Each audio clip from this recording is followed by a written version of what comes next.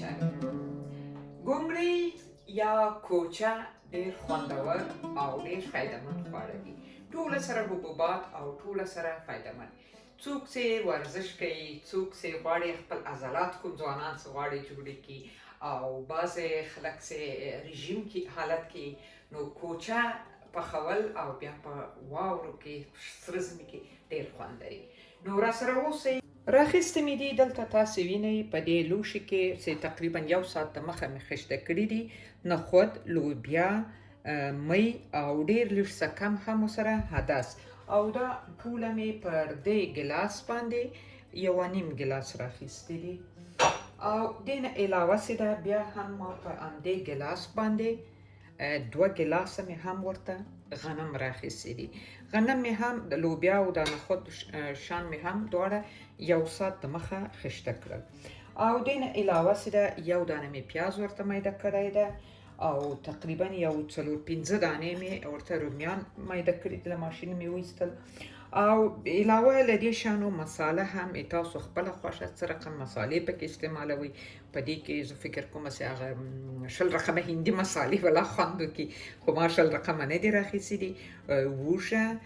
او دا هم زنجفیل ورسره وچه دانیا او دا هم یو ډول ډېر ښه خوندور ترخه مرچ دي چې ترکي مرچ یې پې لیکلی ول او دا هم کورکمن او دا هم د پابریکا یعنی د دلمه مرچ پودر. ښه غنم ور واچوم، زنجفیل چې ده دا به هم یو څه دلته ور واچوم، باقي به بیا هلته لوړ استعمال کړم او اوبه مې هم ورته ویښولې. نو تقریبا دغه 8 ګلاسه اوبه راځي او 8 ګلاسه مې هم اوبه ور واچولې،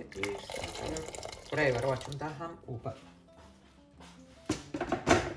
سر یې بندوم او 1/2 ساعت بعد مې بیا وګورم. یو خبره وکړم چې بعضې خلک اول لواب جوړوي او بیا یې ورچوي، د تاسو خپله خوښه، خو زه هغه بنګار ورته موږ وایو، بنګار یې چې پخه سي بیا یې ورچوم. 1/2 ساعت بعد مې بیا وګورم. اول معلومه خبره ده په تیز اور، وروسته یې بیا په ټیټ اور لګوم. اول یې په دې چې بخار یې ورې ونیسي، په بخار راسي. هم غوړي البته چې ډېر نه سي. 1 دانه پیاز مې ورته میده کړو. وږه مې څو ورځې مخکې تاسو ته طریقه درښولې وه، کوم په یاد وي. وږه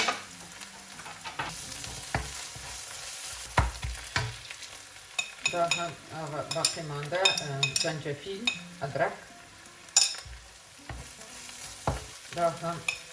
مرچ، کورکمن او د پابریکا میده مرچ یعنی د دلمه مرچ میده دي. دا ډېر خوند کوي په دیګي کې. دڼیا به لږ وروسته ور واچوم. دا ګونګړۍ که کوچه دا چې ترخه یې ډېره خوند کوي او دا ترکي مرچ چې ما ورته اخیستي دا ډېر خوندوره دي. دا څو وخته یې دیګي ته ورچومه ډېر خوندوره راځي دیګی.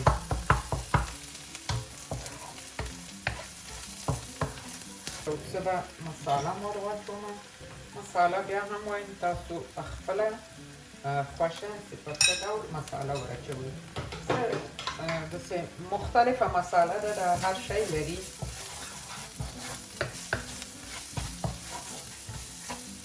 او اوس به رومیان ور واچوم. روبه م ور اچولی شئ، خو تازه رومي په داسې شیانو کې ډېر خوند کوي. خوند کوي پکې. البته ځینې خلک یې چې پخوي غوښه ور اچوي، لا د غوا که د سخوندر پښې ورته میده کوي ور اچوي، ماتوي، وایي چې ښه ده کوچه داسې هغه راسي، داسې یو رقم چسپکناکه راسي که نه. خو ما نه دي ور اچولي، نه م خوښېږي په کور کې. په هغه طریقې یې پخوئ خو البته مورکۍ چې به مې پخوا پخوله نو هغې به بیا پکې داسې یو بڅیره د لاندې غوښه وچه ور واچوله بېحده زیاته خوند یې کوي او دلته به مالګه هم ور واچوم ورپسې اوس کوم یوه ډکه قاشوقه ور واچوله بیا به کېږدو چې کله د غنم او د نور حبوبات پاخه سو بیا به نو دا ګواب ورچوم او دا وچه دانیا مې هم پرې ور واچوله په دې قاشوقې باندې یو قاشوقه هم د انار روب او لا لیمو هم په اخره کې ورچولی سو دا ډېر ښه تروش دی دا د انار روب دا هم ورچوم البته دا یې تاسو خپله خوښه خو ما څه پکې ازمیالی ده ډېر خوندور راځي ډېره غټه قاشوق هم نه ده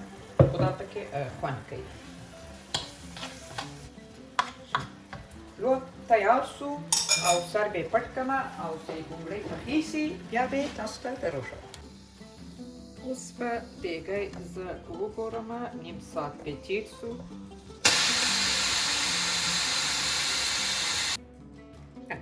اوس به هغه لواب چې مې ورته جوړ ده هغه به ور واچوم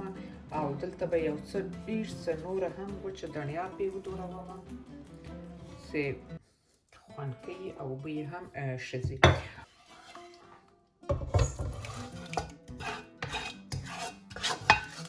او مخکې مې وویل کولی شئ چې اول لواب جوړ کړئ په دې دیګ بخار کې لپاره دیګ چې پخوئ او بیا ورپسې همدا حبوبات ور واچوئ او بیا یې پاخه کوئ خو ما په دې رقم پاخه کړله اوس به لږ څه اوبه نورې هم ور واچوم البته اوبه مې ویښولې ډېرې کمې ور اچوم هغه نو تاسو ګورئ که ورته ضرورت یې لا ډېره ټینګه خوښېږي لکه مخکې څه وه نو هغه نو تاسو پورې مربوطه ده نو لیدونکو اوس یې په لږ ټیټ اور تر لاندې بلومه په دې په خاطر چې هغه مالګه مې چې وروستۍ بیا ور واچوله هغه ښه پکې حل سي او بیا تور مرچ هم پرې ور اچوم او دلته مې ورته یو څه قروت هم راخیستي دي او دا هم د نن ورځې پخلی کوچه او دلته په دې لوښي کې په دې کاسګۍ کې چې ما ایستلې ده په دې کې مې یو څه قروت هم واچول کوچه عموما له قروتو سره ډېر خوند کوي چې په دسترخوان یې ږدوو او له کاسګۍ کې رښته قروته مې ورسره وخورو ښه ده